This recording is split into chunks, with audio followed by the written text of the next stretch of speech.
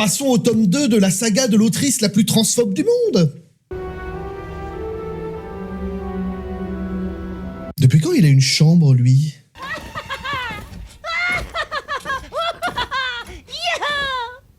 Harry Potter, c'est un si grand honneur. Par contre, tu feras gaffe, hein, Edwige, elle a chié partout. Ce petit lutin, c'est Dobby, un elfe de maison qui est venu avertir Harry qu'un complot se trame à Poudlard cette année et qu'il ne faut surtout pas y retourner. Et j'ai envie de dire, si ça c'est la gueule des elfes dans cet univers, tu comprends pourquoi le Seigneur des Anneaux a raflé autant d'Oscars et pas eux. Mais nom d'un chien, qu'est-ce que tu es en train de fabriquer? J'étais en train... Tu as gâché la chute de ma blague sur le golfeur japonais.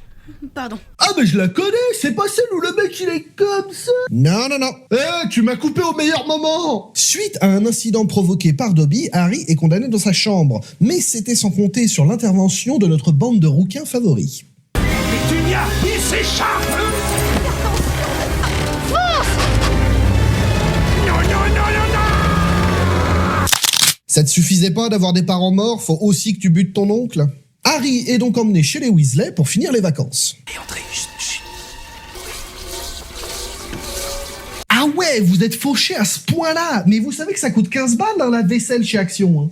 Harry, toi qui connais tout des moldus, dis-moi, à quoi sert un canard en caoutchouc exactement? Ça dépend, le canard il vibre ou pas. Mais la rentrée scolaire approchant, il faut aller faire des emplettes sur le chemin de traverse. Chemin de traverse!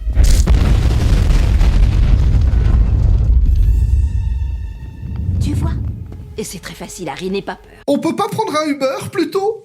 Notre joyeuse bande arrive donc sur le chemin de traverse où ils vont faire la rencontre de... Monsieur Gilderoy Lockhart.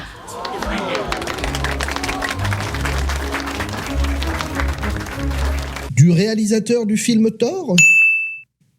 Tu dois être content, hein, Potter? Le célèbre Harry Potter.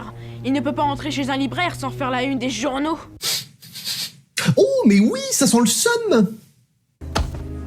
Allons, Drago, sois gentil.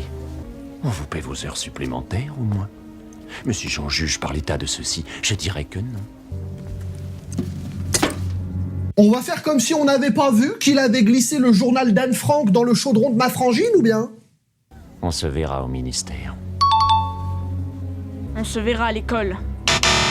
Et en parlant d'école, justement, ils ont un train à prendre. Après toi, chérie. Pourquoi on n'a pas réussi? J'en sais rien. Parce que la magie, ça existe pas, Harry. Tu fonces dans un mur, tu te le manges. Bon, bah j'imagine que puisqu'ils ont un hibou, la solution logique, ce serait d'envoyer une lettre à Poudlard pour prévenir du problème, ou à minima d'attendre que les parents de Ron reviennent. Pourquoi je m'emmerde à chercher une logique, moi aussi? C'est donc après un voyage en voiture volante mouvementée que Harry et Ron tombent sur un arbre qui fait du MMA.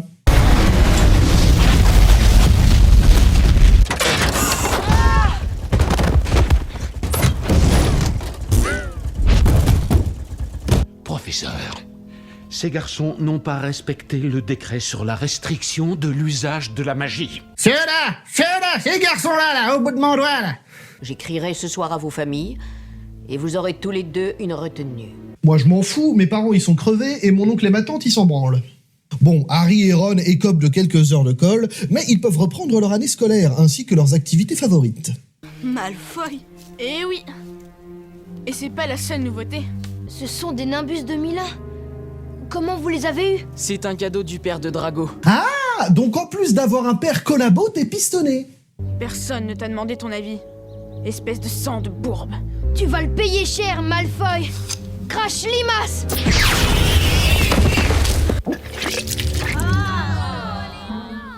Heureusement que c'est que des limaces et pas autre chose. Les heures de colle de Harry consistent donc à aider l'autre tâche qu'on a vue sur le chemin de traverse, qui est maintenant prof à Poudlard, à répondre à ses admirateurs. Et c'est en retournant à son dortoir qu'il va tomber sur une chatte. La chambre des secrets a été ouverte. Ennemi de l'héritier, prenez garde. C'est écrit avec du sang. C'est marqué sur les murs, avec du sang! Et flard! Les élèves sont donc intrigués par cette fameuse chambre des secrets et demandent au professeur à en savoir plus.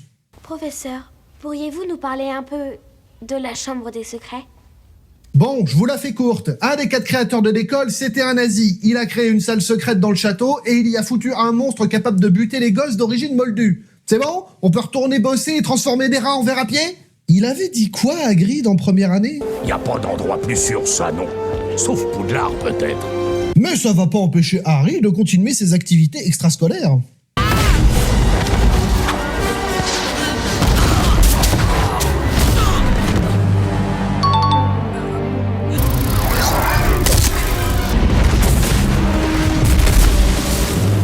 Ne t'en fais pas, Harry. Je vais arranger ce bras en un clin d'œil. Brachium Emendo.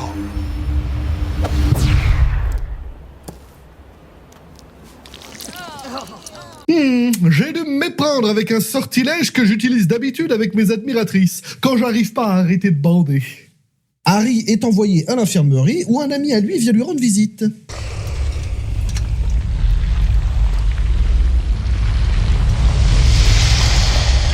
Coucou. Dobby lui apprend que des événements similaires ont déjà eu lieu par le passé, et une autre agression ayant eu lieu sur un élève cette fois, Lockhart décide d'organiser un club de duel pour former les élèves à se défendre. Rictus Sempra!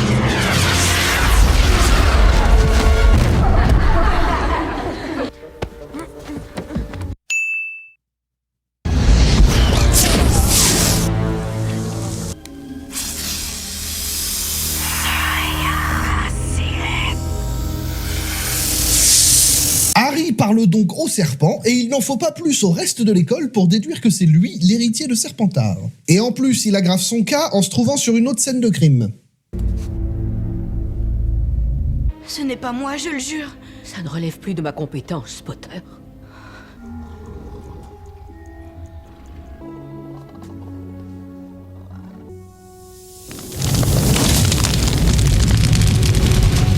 Harry, qu'est-ce que t'as foutu avec mon pigeon? Vous ne me croyez pas coupable, professeur? Non, Harry. Je ne te crois pas coupable. Y a-t-il quelque chose dont tu voudrais me parler? Non, monsieur. Il n'y a rien. C'est ça, prends-moi pour une truffe. Harry, Ron et Hermione vont donc enquêter pour savoir qui est ce fameux héritier de Serpentard. Pensant que c'est Malfoy, ils vont boire une potion qui va transformer Harry et Ron en élèves de Serpentard, et Hermione en...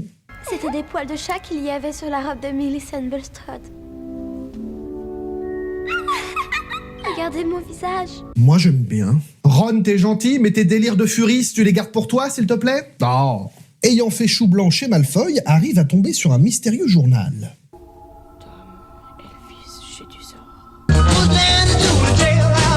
Le dit journal l'emmène donc dans un souvenir pour lui montrer que, déjà, lui aussi prenait Dumbledore pour un con. Y a-t-il quelque chose dont tu voudrais me parler?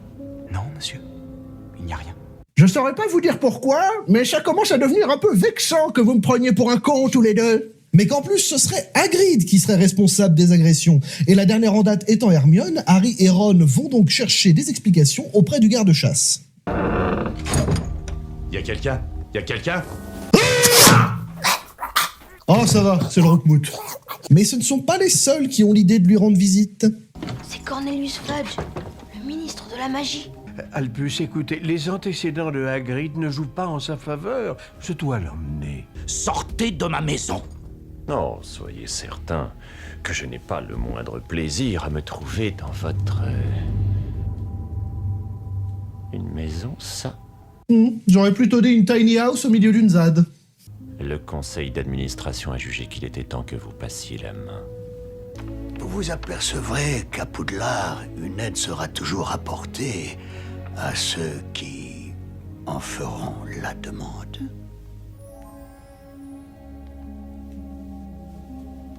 Tu parles à la cheminée, Albus?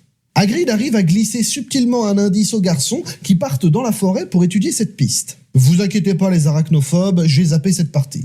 On peut paniquer maintenant? Non, Ron, c'est pas le moment! Mais cette piste ne menait encore une fois à rien, si ce n'est à l'innocence d'Hagrid. Les garçons retournent donc à l'infirmerie pour rendre une petite visite à Hermione et trouvent caché dans sa mimine un papier que personne n'avait vu jusque-là. De toutes les créatures redoutables qui hantent nos contrées, il n'en est pas de plus mortel que le basilic. Ah merde, moi j'en mets toujours un petit peu dans ma recette, sinon le pesto c'est fade. Le monstre est donc un gros serpent qui apparemment a enlevé Ginny pour la garder enfermée dans la chambre des secrets. Son squelette reposera à tout jamais dans la chambre. C'est marqué sur les murs avec du sang! Et bitch! Les garçons vont donc informer Lockhart de ce qu'ils savent avant de découvrir que c'est un imposteur. Mais mon garçon fait preuve d'un peu de bon sens. Mes livres se seraient moitié moins vendus si les gens n'avaient pas cru que c'était moi qui avais fait tout ça. Du coup, est-ce que c'est vraiment lui qui a réalisé le film Thor? Mais pas grave, il l'emmène avec lui. Au pire, il pourra servir de bouclier humain. Vraiment? Ou pas. Harry et Ron étant séparés, notre binoclard pénètre dans la chambre des secrets avant de tomber sur... Je t'en supplie, ne sois pas morte. Réveille-toi, réveille-toi. Je t'en supplie, réveille-toi. Ok, Harry, est-ce que tu es chaud ce soir? Mais Tom se révèle en fait être une partie de l'âme de Voldemort, qui a possédé Ginny afin de commettre tous ses méfaits. Je me suis forgé un nouveau nom, un nom que tous les sorciers auraient un jour peur de prononcer lorsque je serai devenu le plus grand sorcier du monde. Albus Dumbledore est le plus grand sorcier du monde. T'en sais rien, tu le connais que depuis 2 ans, t'es juste un faillot. Le fourche-langue ne te sera d'aucun secours, il n'obéit qu'à moi. C'est gentil de prévenir. Par chance, Dumbledore a envoyé son pigeon lui prêter main forte.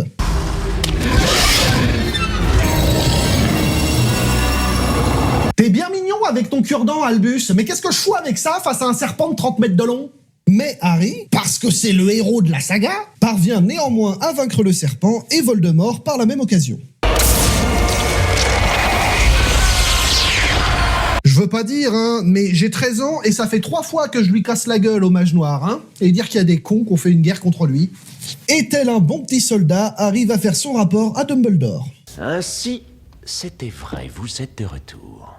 Le coupable a été identifié, je présume. Voldemort. Ah. Tu sais, ton ancien patron. Et ce petit gredin de Harry va jouer un dernier tour à notre collabo de service. Le maître a fait cadeau à Dobby d'un vêtement. Dobby est libre.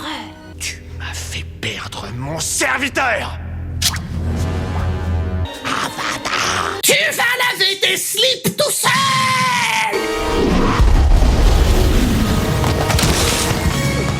Et c'est donc une nouvelle année qui s'achève à Poudlard, les élèves pétrifiés ayant été soignés, tout le monde fête ça dignement. Et en cadeau de fin d'année, tous les examens ont été annulés. Vous vous foutez de ma gueule? J'ai bossé toute l'année pour vos putains d'examens, moi! Voilà pour aujourd'hui, mesdames et messieurs, j'espère que ça vous a plu. Auquel cas, vous savez comment me le faire savoir. Abonnez-vous, mettez la cloche, likez, commentez, partagez et envoyez toutes mes vidéos à vos proches par hibou postal. Quant à moi, il ne me reste plus qu'à vous dire... Kenavo, les petits macros. Vous l'aimez pas si tôt, regardez sur la chaîne de mes petits macros.